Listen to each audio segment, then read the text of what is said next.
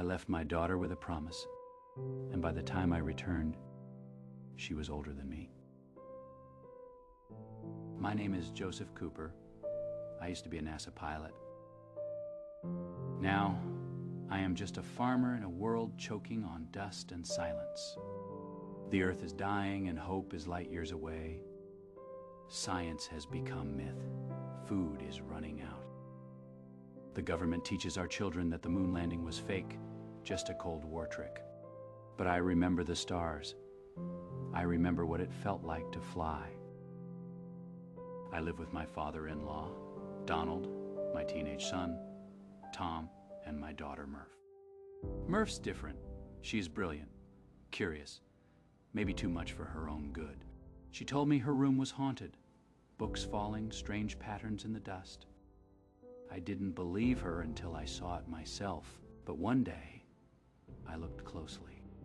Lines in the dust forming binary code. It wasn't a ghost, it was a message coordinates.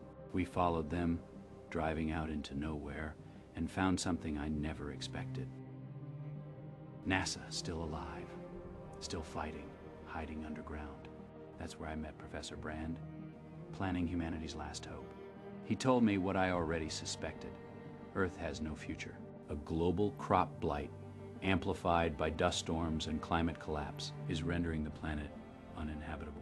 Humanity will starve. There's no cure, no saving this world. But there's hope out there. A wormhole, appearing suddenly near Saturn, leads to another galaxy. Through it lie potentially habitable worlds.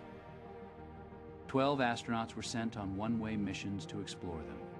Now 3 planets, Miller, Mann, and Edmonds, show signs of potential. NASA has a plan. Plan A, solve gravity, build massive space stations and launch humanity off Earth. Plan B, if Plan A fails, carry 5,000 frozen embryos, colonize a new world, and start over. But to execute either plan, they need a pilot, someone who's flown experimental craft, who understands risk, gravity, and sacrifice. They chose me, saying yes meant leaving my kids. Murph took it the hardest. She begged me to stay. She thought I was abandoning her. I told her I'd return. That time would pass differently for me in space. I gave her my watch, told her we could compare whose clock ran faster when I came back. She refused to say goodbye. Then we launched. Aboard the Endurance were Amelia Brand, Professor Brand's daughter and a bioscientist. Romilly, an expert on black holes. Doyle, a physicist, and 2 military-grade robots, TARS and Case. We traveled to Saturn and entered the wormhole. It was like falling into a folding mirror. Time bent. Space twisted. We emerged in a new galaxy. Our first target was Miller's planet. Its surface data looked promising, but it orbited dangerously close to a black hole, Gargantua. Romilly warned us time dilation would be severe. 1 hour on Miller equals 7 years on Earth. We had to move fast. We descended into a shallow ocean world. The data beacon from Miller's ship was still active. But we quickly realized there was no land, just endless knee, deep water, and silence. Then we saw an incoming wave the size of a mountain. It wasn't a calm ocean, it was a tidal grave. Doyle didn't make it. We barely lifted off, and by the time we returned to the Endurance, 23 years had passed. Romilly had aged alone. The world we left behind had moved on. I sat in the observation bay and watched years of video messages. Tom was now a man, married, a father. And then I saw her, Murph. She finally sent me a message on her birthday. She said she was now the same age I was when I left. She tried to hold back her tears, but her voice cracked. And then she said the words that shattered me. "You said we might be the same age when you got back." She paused. "Well, today's my birthday. I'm the age you were when you left." She waited, and then she ended the message. She had joined NASA, working with Brand on solving the gravity equation, still clinging to Plan A. But then Professor Brand died, and with his final breath, he confessed the truth. He had already solved the equation, but he needed quantum data, information from within a black hole. Something no one could access. Plan A was always impossible. Plan B was the real mission. Murph was shattered. Her own father left her, and her mentor had lied. But she refused to quit. She believed the answer was still out there. Back on Endurance, we had one shot left. Only enough fuel to visit one more planet. Amelia pushed for Edmonds. Her data showed traces of organic life. But man's data was newer, cleaner. We voted and chose man. The planet was frozen. No vegetation, barely breathable air. But man, still alive, welcomed us, said his planet was viable. He cried, thanked us.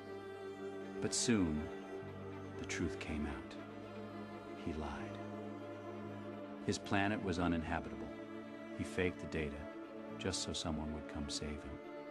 When I confronted him, he cracked my helmet, left me to die.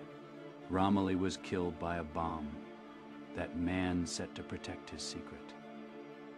Man tried to dock with Endurance, but did it wrong. The airlock exploded, killing him. I used our shuttle to spin dock with the broken Endurance manually. Barely made it. We were crippled. There was only one option left. Use Gargantua's gravity to slingshot Endurance toward Edmonds' planet. But to make it work, we had to drop mass. TARS volunteered to detach into the black hole and transmit data. I followed. I didn't expect to survive, but what I saw, I can't explain.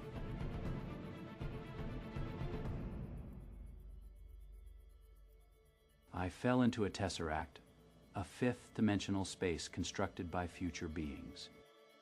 Inside, time was not linear. It was physical, like a room. I could see Murph's bedroom across time. It hit me. I was her ghost. The one who sent the coordinates, moved the books, knocked the dust from the shelf. Everything came full circle. I encoded the singularity data into the second hand of the watch I left her, using gravity. Murph saw it. She understood. She solved the equation. Humanity escaped Earth because she believed, and because I didn't give up. I blacked out. When I woke up, I was on Cooper Station, orbiting Saturn. Built by the people Murph saved, named after her. She was there, old, frail, but smiling. "You were there for me when I was little," she said. "I had my children. Now go. You have someone to find." She sent me to Edmonds' planet. Amelia had made it. She was building a future. So I left again, not to save humanity, not to chase stars. That part of the story was over. They had Murph, and Murph had saved everyone. But out there on a distant planet, she was still waiting alone. Still building a future, one heartbeat at a time. She believed in something more than equations and missions. She believed love was a force, one that transcends time and space. And now so did I, so I stole a ship. I set a course, not for Earth, not for home, but for her.